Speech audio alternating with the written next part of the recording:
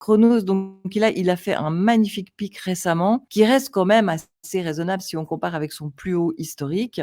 On peut voir aussi ici sur la TVL, il a fait un petit pic beaucoup plus petit. Alors moi, j'aime bien quand la montée de la TVL est nettement plus grande que la montée du prix, hein. Là, c'est l'inverse, donc c'est moins bien. OK, donc c'est le Trump Media Group qui a annoncé une stratégie avec CRO et ils ont acquis 6,42 billions donc milliards de CRO pour la trésorerie. OK, très intéressant. Où c'est qu'ils ont des points forts et des points faibles?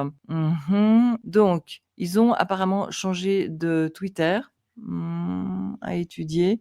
Ils étaient à des millions et tout d'un coup, boum, ils ont dû changer de Twitter. Ça doit être dans leur stratégie avec le rebranding. C'était en 2023. Oui, c'est bien possible. C'est justement quand ils ont fait le rebranding. Donc maintenant, ils ont quand même 300 000 abonnés Twitter et probablement qu'ils ont plusieurs comptes Twitter, ce qui est pas malin d'ailleurs, hein. Mais comme le compte est en croissance, ça va. Par contre, là où il y a des grosses pertes de points, c'est pour les tokenomics. Ils ont distribué seulement 34 des tokens, alors que c'est une crypto qui existe depuis 2019.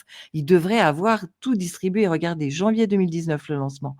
Donc, ils devraient avoir tout distribué depuis lors ou quasiment. 34 distribués, c'est vraiment peu. Ça leur fait perdre des points. OK. Qu'est-ce qu'on a d'autre? Le reste, ils sont assez bons partout, hein. Ouais, ils sont bullish, ils ont une bonne sécurité. Technologie, ils ont 2 255 commits sur 1 an. Ça va très bien, le plus récemment étant avant-hier.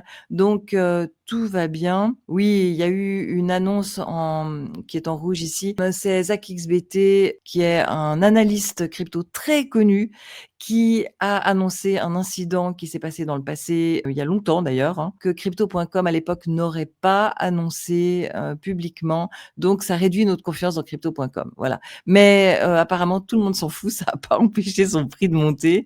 Voilà. Donc ça c'est pas un problème.